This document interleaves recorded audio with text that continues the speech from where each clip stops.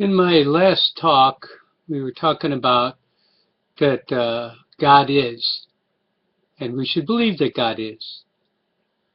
But what is God? If we believe that God is, what do we believe He is?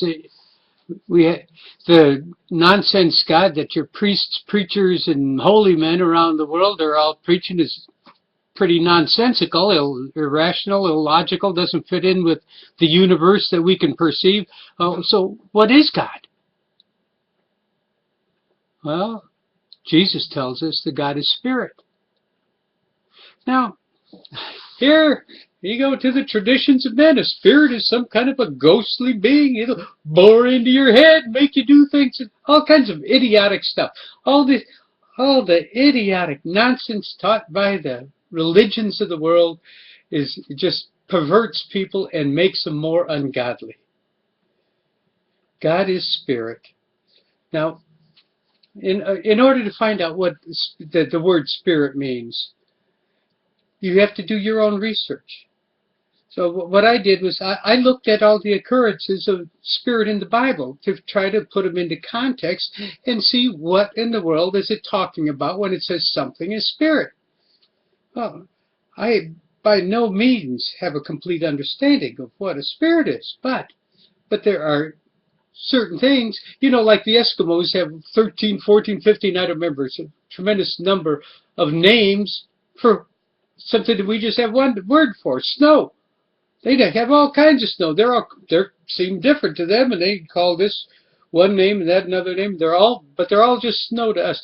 Well, it's kind of like that was spirit. I'm sure that there's more defining ideas that go with spirit, but I'm looking for the generic, basic concept that fits in with all your occurrences with spirit. First of all, a spirit is always an invisible. You don't see a spirit. Oh, I know they believe in people seeing ghosts and stuff. But okay, forget that stuff. Spirit. You don't see spirits. You see the effect of spirits. A spirit. One of the words translated as spirit is also translated as wind or breath. These are spirit. You don't see wind or breath. It's a force, but it's invisible. You blow on a piece of paper and it'll move. An invisible spirit has moved that paper. That's exactly what it is. That's a spirit.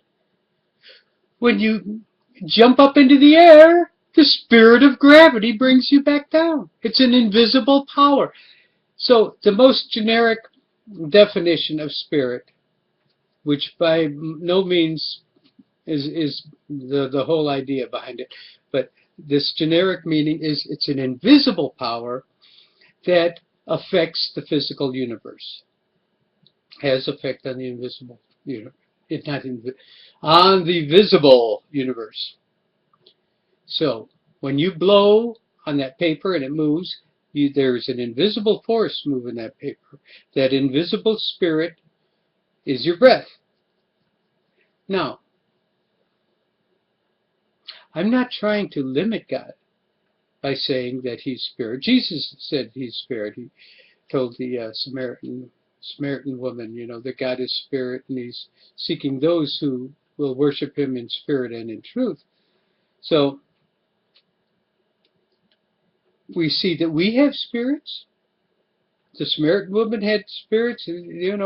Jesus. There's all kinds of invisible things that motivate physical changes in our universe. So, and these things are all invisible forces. They're all spirits. All right. The generic meaning of spirit. There's, just like gravity is not the same as light, and it's not the same as heat. There's different invisible spirits, but,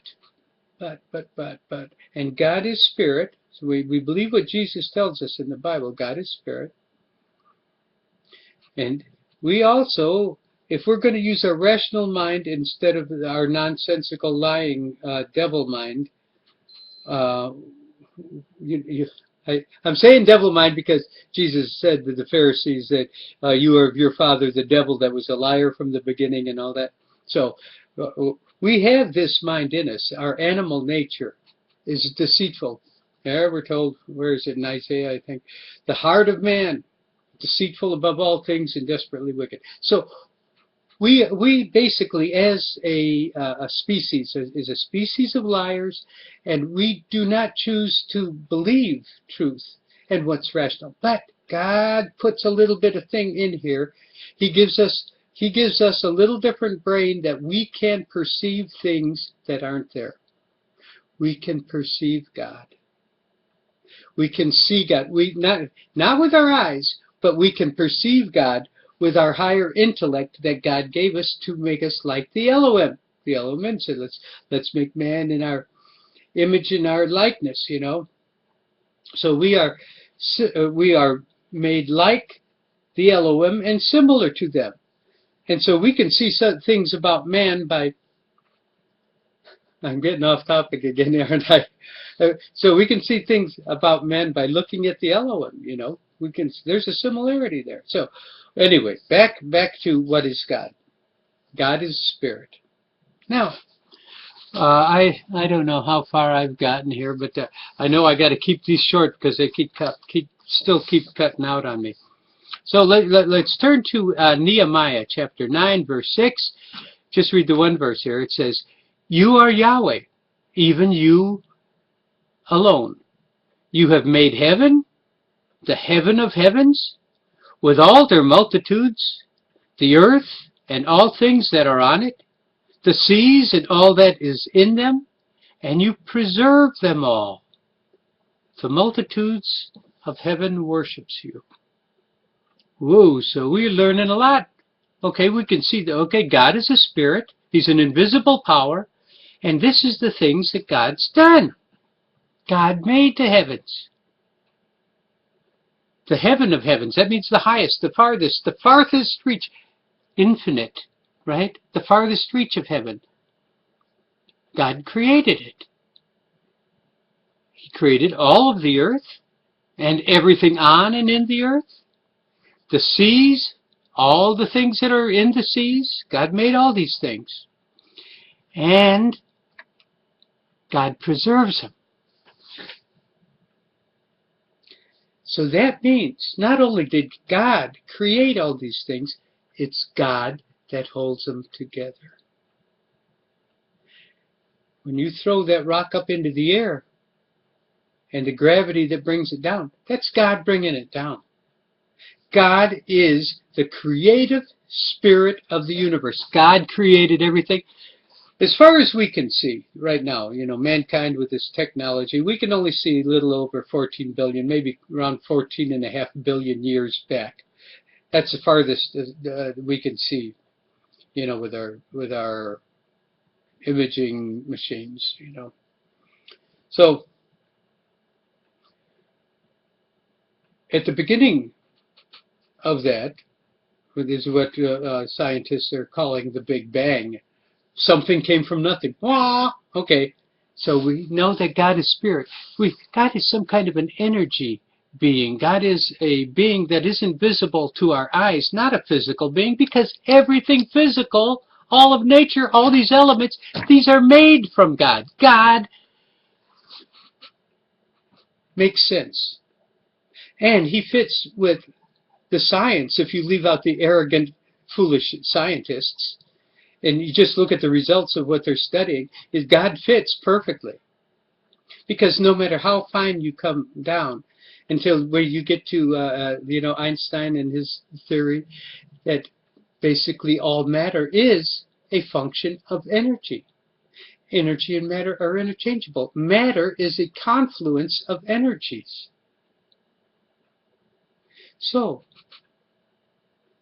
this energy, if it isn't God, then it is a creative spirit. We know that it's a creative spirit just by definition. Matter comes from it. It's created from it. So, in what we just read here in Nehemiah, that is God working that.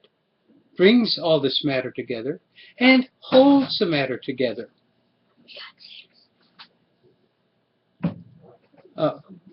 Okay, well, I'm gonna stop here. My grandson just wanted something.